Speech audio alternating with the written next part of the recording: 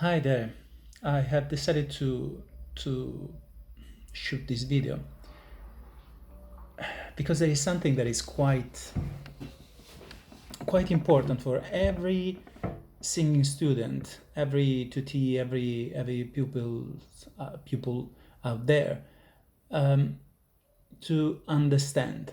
And I'm saying I'm touching this argument or this topic because I had a student who just left my place that was told, she's at the beginning of a training, she was told that feeling fatigued at the end of the session with another singing teacher was totally normal, and that the vocal cords would and the hair larynx would have got stronger with the practice. Now, please, if that is where you are, if you're intending to take lessons, or if you go to anywhere, or you're going somewhere, and that's your what you have bought into, please, that is completely nonsense. It's just rubbish. Sorry, it's just nonsense. When you train your voice, especially at the beginning, you should never ever feel tired vocally. And for me, I have it very much at heart, this subject, because many of you don't know my story. So let's go into the past. When I was very young, already when I was 9, 10, 11 years old, I was singing in, when you're in Rome, you go to church. So I'm a Catholic, as many Romans are or used to be. So you go to church and you sing. And I remember a lady, Elvira, that used to live next to in the same building, next to our flat, and she looked at me, also the sisters and the nuns, and when I was singing this, I think it was an Alleluia. They looked at me and said, "Wow, Yuri, you have a nice voice." So when I was young, I was very good, musical. I remember looking the first time I can recollect looking it was in the living room. I come down and my parents were looking. I'm making it too long, right? Sorry, I went on a tangent. What I'm saying is, since very young, I was a natural voice, what you would call a gifted kid. When I decided to take singing lessons, I was already 23 or 24. And I went to this singing teacher, and I absolutely was in love with her. She was this aristocratic person, a soprano who sang in South America. She had an important career, and she told me, "Wow, yes, you have a great voice. I will make you win lots of competition, and you will have an amazing career." And so I started, but very, very soon. Well, not very soon. The thing is, I was doing the exercises, vocalizzi, that she taught me, and more I was tired, and I came to her that I remember I could sing, because I was singing actually pop and rock. I could sing very high, I could sing up to a D, C sharp, D flat. I'm talking about D4. And so she, sorry, D, yeah, re, D for a tenor. So I'm making this too long, isn't it? But I'll get to the point. So I was losing my high notes. I was slowly feeling more constricted. And I remember when I went to do my exams, the people that heard me in the panel, they came to me and privately said, "Look, boy, you have a great voice, but that's not how you sing. You're ruining your voice." And I couldn't take that criticism intelligently. I just went like, "Mind your business. I know what I'm doing." I didn't know what I was doing. My teacher used to tell me every time that it was okay to feel tired. But the reality is that the technique that she was passing on to me was completely wrong. As a tenor, I slowly lost the ability of going into my head voice, and I was pushing my middle into the head, basically my chest into the head voice, so that I couldn't sing any more, even 15 minutes without feeling tired. And that impaired me. After 2 years and a half of training with her, I had to acknowledge that I couldn't sing anymore. I wasn't happy at all of how my voice sounded, and I had to leave singing. And but this, in a way, has been a blessing in disguise, because followed for me 8 years of silence.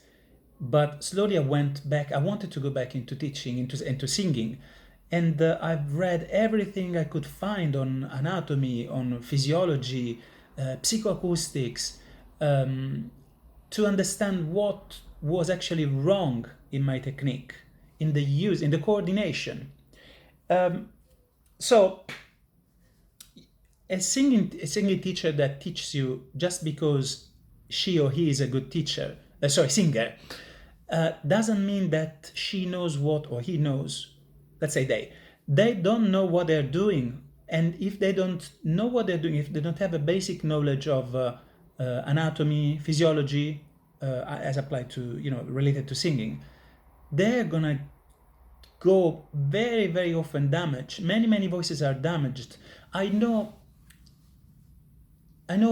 even colleagues of mine that, I wouldn't tell them, but their technique, my technique is not perfect maybe yet, but I can sing for 1 hour heavy operatic stuff, with lots of high notes. And nowadays I don't get tired when maybe slightly a bit, but again, that's comprehensible, it's understandable. Nobody sings for 1 hour in a row without any break, as I do crazily. But I arrived to this point because I've learned what freedom in the vocal technique is, in the use of your voice, efficient phonation, if you like. Many others sing for few areas and then they're tired, or you can tell that there are lots of faults in their technique. And this happens not when you're studying initially, because just 1 hour of singing in the vocal studio of your teacher, and then maybe a few songs there and there, you can pull through. You feel tired, but it's not a big deal. And also for the training that you have in the conservatoire, that technique that they are teaching you could be enough to go through that period. But then when you go into the real world, the world of performance, in which you have to perform one night after the other, sometimes twice, there are rehearsal, there is a lot of work that you do if you're also teaching as well. If your technique is not the one and only, which is the one that allows you, it's a natural technique, it allows you to sing freely without feeling tired, then you're on the wrong path. So especially because this message was meant for the young students, you have to absolutely steer away from anybody who tells you that in order to become a better singer, you have to sacrifice, you have to go through the training with strengthen your vocal cords, your larynx, and you just have to toughen up, as they say in English. No, that's absolutely wrong. Run away and do your research about, find out, try other singing teachers. Somebody you may like, somebody you may like less, but they have to know what they're doing, and you will understand, because after you finish the lesson, you feel that your voice is not tired, that you have learned, that you have made sounds that maybe you couldn't do before. You have more understanding of what's going on in your breathing, in the way you articulate the sound, the way the sound resonates, and how it travels, and how freely you are now able to play, for example, on dynamics. That's a very, very, agility and dynamics are very much they tell you if your voice is freely produced, because often when you're pushing the voice, when you're forcing a position, a way of you know of using your mouth or your jaw or your soft palate, when you are ossified in a position, usually, and you cannot grow your sound or diminishing it, which is going piano, singing piano, without changing the intensity. Many people are stuck on one intensity only because they haven't got that flexibility. And you don't want to go down that path, because then becomes a kind of vicious circle. We say circolo vizioso in Italian, which means you are stuck there. You have to reinforce that technique and use more and more energy, physical effort to maintain that sound, to go into higher note. You start pushing also the lower note, and it's a mess. Don't go there, because you see so many people that are not aware of what they're doing, and you see them singing, and you say, oh my gosh, the way they breathe, the way they vibrate, because all these additional tensions that they have to put as part of the technique, and they're all compensatory. Every cause has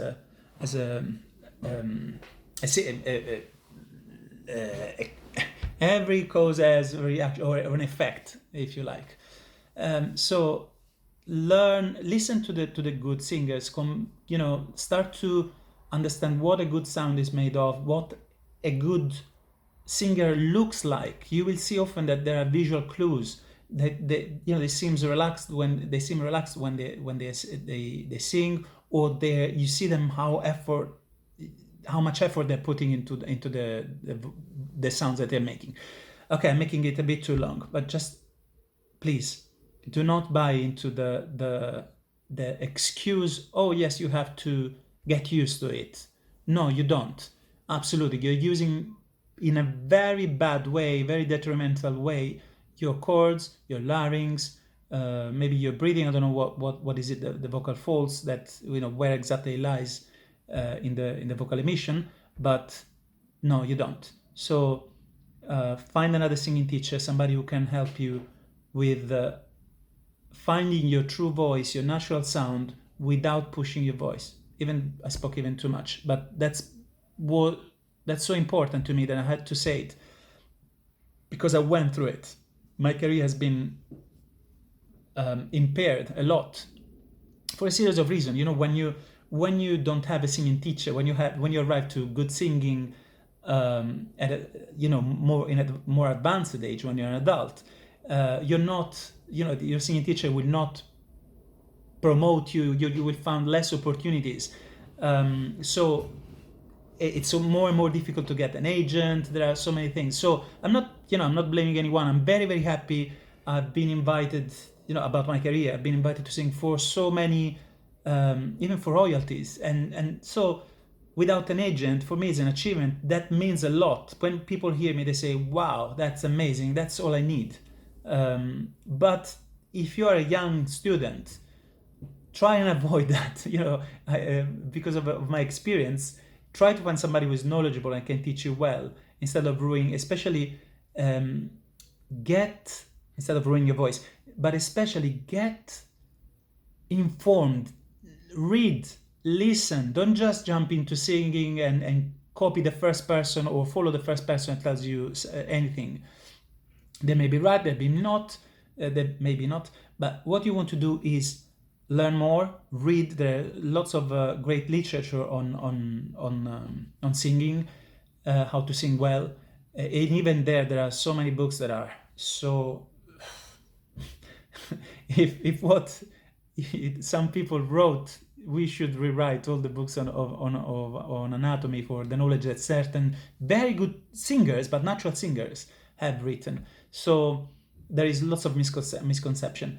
Wow, 14 minutes. Sorry, I hope the message came across. How do you say? Do not get tired. Do not, especially at the beginning of your training, if somebody's telling you, oh yes, you have to get used to it. No. Just work in the middle of your voice. Get the mission right. learn all the aspects of proper nice singing with simple songs that don't go too high or too low. Work in the middle of your voice and understand, really make yours what it is: good breathing, good articulation, a nicely produced sound that is intense and not breathy, but not pushed also. Okay, all the best, and I wish you lots of success in your career. Bye bye.